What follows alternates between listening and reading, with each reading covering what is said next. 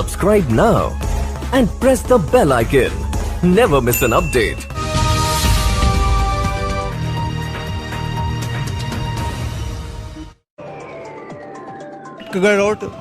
Road पर हूँ, आपको बता दूं समर हॉस्पिटल में हूँ। थोड़ी दूरी पर यहाँ पर मेडिकल कॉलेज भी है और आप देख सकते हैं कि मेरे ठीक सामने जो है समर हॉस्पिटल है। और समर हॉस्पिटल के अंदर देखेंगे कि कोरोना के बचाव के लिए क्या क्या इंतजाम है यहाँ पर, क्योंकि अब जो है मेरठ के सीएमओ डॉक्टर राजकुमार ने भी स्पष्ट कर दिया है कि सोशल डिस्टेंसिंग हर हॉस्पिटल में होनी ज़रूरी है।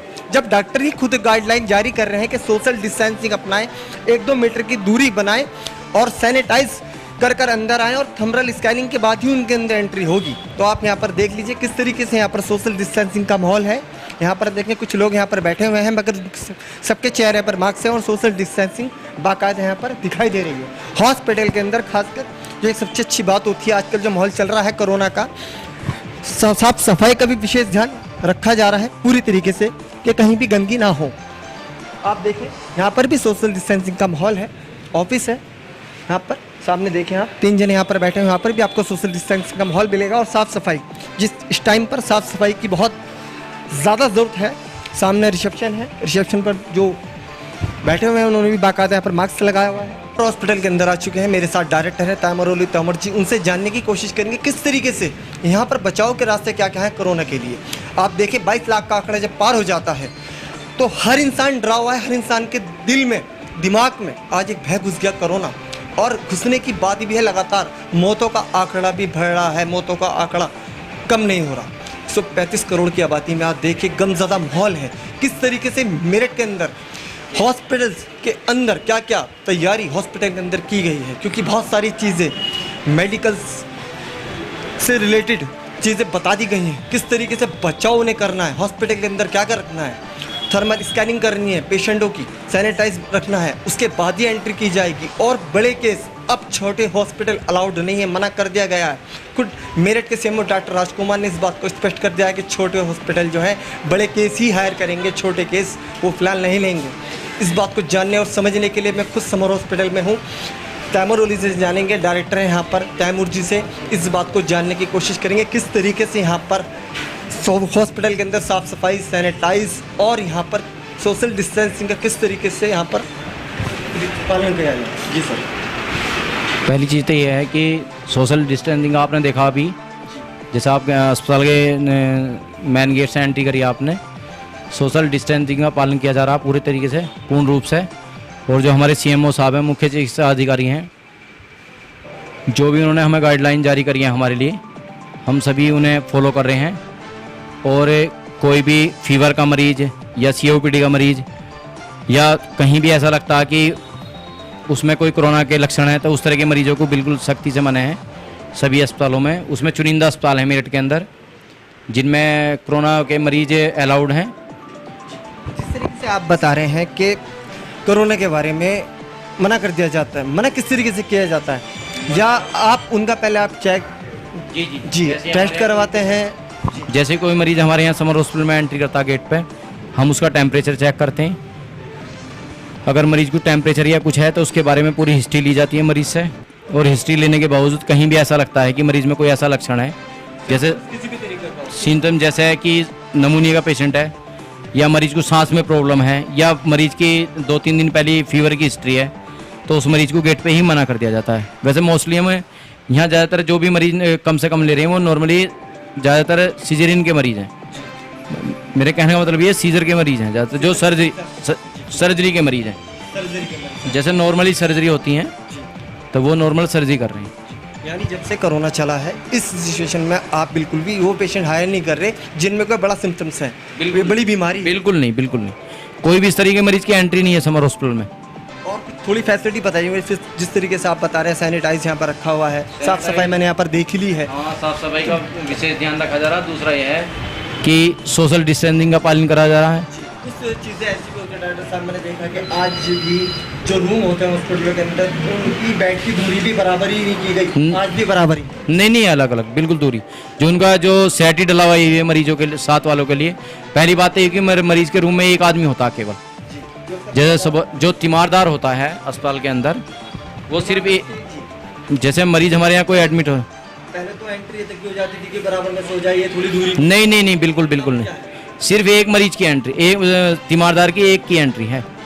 जो अगर कोई मरीज है तो उसके तीमारदार सिर्फ केवल एक रहेगा, तीमारदार साथ में केवल, और वो भी प्रॉपर तरीके से मास्क लगा कर रहेगा, और उसका भी टेम्परेचर और सारी चीज़ें चेक करी जाती हैं। अगर कहीं वो लगता है तीमारदार को तो उसकी भी एंट्री हम अस्पताल में बिल्कुल नहीं करते। जैसा कि मैं जानता हूँ डॉक्टर साहब, और मैंने अभी हाल ही में कोरोना में काफ़ी चीज़ें ऐसी देख भी ली हैं, खुद ने ही देखी हैं, महसूस करा है कि चंद पैसों के लिए एक माहौल बिगाड़ा जा रहा है। कहाँ डॉक्टर देवदूत बनकर सामने आए, भगवान का रूप कहा जाता है डॉक्टर को दूसरा, और वहीं डॉक्टर कुछ या तो ये कहें वो झोला छाप है, या ये कहें उन्होंने प्रैक्टिस नहीं की, या ये कहें वो डिग्री होल्डर है ही नहीं। काफ़ी सारी चीज़ें उनके नाम के आगे और पीछे जुड़ जाती हैं। वो उन्होंने कोरोना के भी टेस्ट करे, उन्होंने कोरोना के पेशेंट भी अपने यहाँ एडमिट किए हुए हैं, काफ़ी जगह पर ऐसा हो भी गया। असल में किसने क्या करा उसके बारे में तो हमें जानकारी नहीं, लेकिन हम ऐसा कोई भी काम नहीं करते जो बिल्कुल अनलीगल हो। हम कोई भी काम ऐसा नहीं करते जो अनलीगल हो।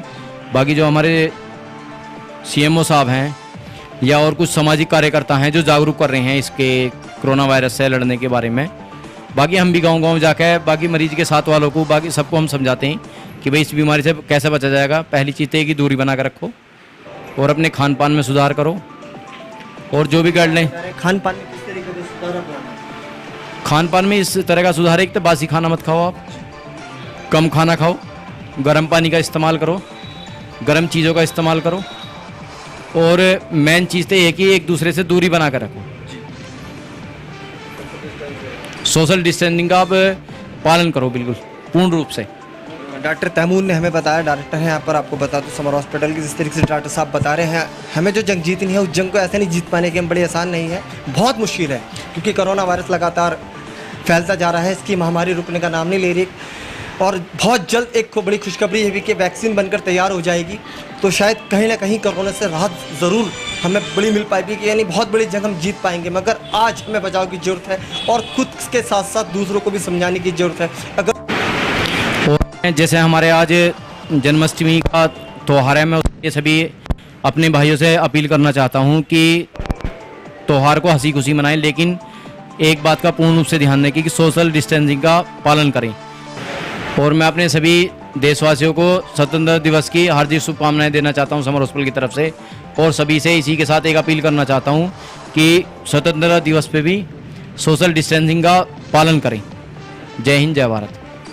समर हॉस्पिटल के अंदर ICU में किस तरीके का वहाँ नज़ारा है, कितनी वहाँ सोशल डिस्टेंसिंग है, क्योंकि हॉस्पिटल के अंदर सबसे मेन चीज़ ICU होता है। तो आप देखें मेरे सामने यहाँ पर 2 डॉक्टर खड़े हुए हैं, और आप देखें दोनों ने PPI की पूरी पहनी हुई है, और आप देखिए किस तरीके से यहाँ पर, मतलब अगर बात की जाए कितनी सुविधा समर हॉस्पिटल के अंदर है तो ये कहना गलत नहीं होगा। और सबसे अच्छी चीज़ देखिए यहाँ पर लड़का सैनिटाइज की बोतल ये खड़ा हुआ है, इसमें तो पहली बात तो ICU के अंदर कोई आता नहीं है, डॉक्टर्स आते हैं, और जो यहाँ डॉक्टर्स भी आते हैं, पहले उन्हें सैनिटाइज दिया जाता है, उसके बाद जो है अंदर एंट्री होती है। ICU का आप देखें, आप बहुत ज़्यादा डिफरेंट यहाँ पर क्या हुआ है, 2-2, 3-3, 4-4 मीटर का गैप बिल्कुल यहाँ पर देखने को है, क्योंकि सब हॉस्पिटल की मेन चीज़ जो है ICU वो होता है। आप देखें तो यहाँ पर एक बहुत अच्छा नज़ारा आप देख सकते हैं, दोनों डॉक्टरों ने यहाँ पर PPI किट पहनी हुई है, पूरी तरीके से ये भी चीज़ PPI किट से लैस है। और इस वक्त मैं मौजूद, आपको बता दूं, आइटो के सामने है मेरठ में। आप देखें मेरे पीछे ये आइटो है और उसके सामने 2 हॉस्पिटल है। आप देखिए कि लगातार कोरोना के केस बढ़ते जा रहे हैं, तो इसलिए लगातार हम आपको दिखा रहे हैं सभी हॉस्पिटलों में जा करके वहाँ पर पेशेंट को किस तरीके का ट्रीटमेंट दिया जा रहा है। और सबसे बड़ी चीज़ जो है, ट्रीटमेंट से आज बड़ी चीज़ सोशल डिस्टेंसिंग, और यहाँ पर सबसे बड़ी बात ये हो जाती है कि वहाँ पर सैनिटाइज के लिए वहाँ पर क्या क्या इंतज़ाम किए हुए हैं। तो आपको सबसे बड़ी बात मैं बता दूँ, यहाँ पर सैनिटाइज, देखिए सैनिटाइज के लिए यहाँ पर एक मशीन लगी हुई है। अगर यहाँ पर पेशेंट बाहर से एंटर करेगा तो सबसे पहले इस तरीके फुहारे टाइप में जो है लगी हुई है मशीन सैनिटाइज के लिए, यहाँ पर पूरा सैनिटाइज होकर पेशेंट अंदर जाएगा। और मेरे साथ यहाँ के डायरेक्टर डॉक्टर नासिर मेरे साथ हैं। डॉक्टर नासिर से जानेंगे किस तरीके से यहाँ पर ट्रीटमेंट दिया जा रहा है।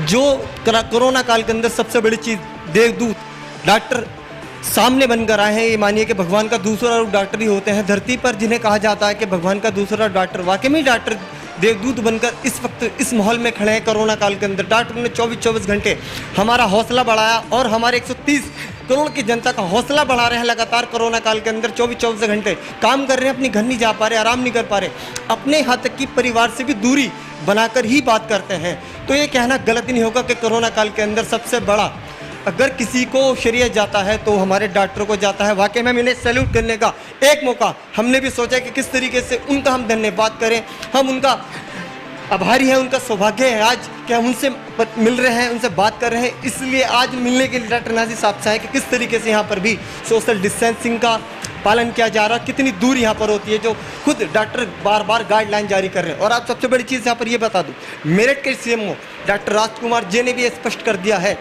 कि जो पेशेंट आएंगे और उनकी हालत थोड़ी गंभीर है तो पहले उनका कोरोना का टेस्ट होगा, उन्हें जब भी लिया जाएगा, और उसके बाद अगर उनमें कुछ सिम्टम्स पाए जाते हैं तो उन्हें मेडिकल शुभ भारती भेजा जाएगा, अन्यथा उनका इलाज चंद हॉस्पिटलों को मंजूरी मिली है, सभी हॉस्पिटलों को मंजूरी नहीं मिली।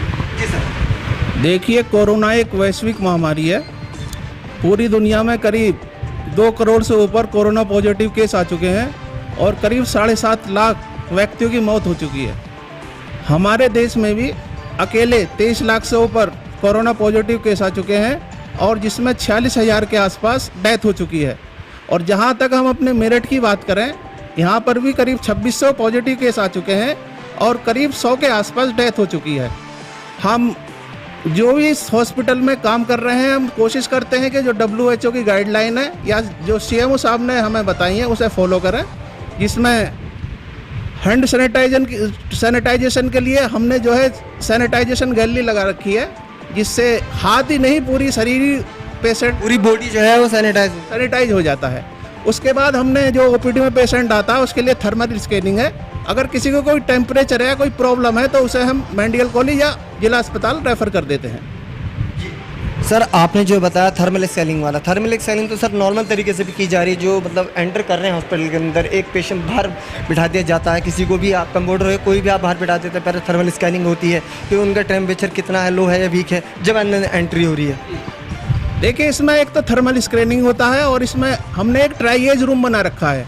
उसमें एक हम सीनियर कंपाउंडर को बिठाते हैं, वो उससे पूरी हिस्ट्री लेता है, कोई खांसी की हिस्ट्री तो नहीं है, कोई बुखार तो नहीं है, कोई सांस में परेशानी तो नहीं है, कोई नज़ला जुकाम तो नहीं है, तभी उस पेशेंट को कंसल्टेंट के पास भेजा जाता है। सर, कुछ अगर हद तक देखा जाए, काफ़ी अस्पतालों ने अपना रवैया बदला, कमाने का तरीका भी समझ लिया कोरोना काल के अंदर। कोरोना वाले किस काल में, वैश्विक महामारी में उन्होंने ये सोचा कि ये तो एक कमाई का भी साधन बन चुका है। काफ़ी हद तक ये जानने को चीज़ें मिली भी हैं, देखी भी गई हैं। काफ़ी हॉस्पिटल वाले चंद पैसों के लिए जो है अपना अच्छा व्यवहार का परिचय तो नहीं दे रहे, अपने गलत व्यवहार का परिचय ज़रूर दे रहे हैं कि वो टेस्ट कर रहे हैं। देखिए, जो कोई भी पढ़ा लिखा क्वालिफाइड डॉक्टर है, जो क्वालिफाइड डॉक्टर अपने अस्पताल को रन कर रहा है, वो ऐसा काम नहीं कर सकता। अब इस टाइम कमाई का तो कोई मतलब ही नहीं है, इस टाइम तो सेवा की जा रही है। आदमी डॉक्टर जो है अपनी जान को हथेली पर रहकर मरीजों को देख रहा है, तो कमाई का तो ऐसा कुछ है नहीं कि जो क्वालिफाइड डॉक्टर है वो कमाई के पीछे, पैसे के पीछे भाग रहा है। ये टाइम तो सेवा का है। सर, जहाँ एक तरफ, जैसा सर आपने बताया, जहाँ एक तरफ हमारे देश के सभी नागरिक आज तालियां बजाकर, सैल्यूट कर कर उनका अभिवादन कर रहे हैं, हौसला बढ़ा रहे हैं डॉक्टरों का, तो सर ये चीज़ें गलत हैं, इस तरीके से ना किया जाए।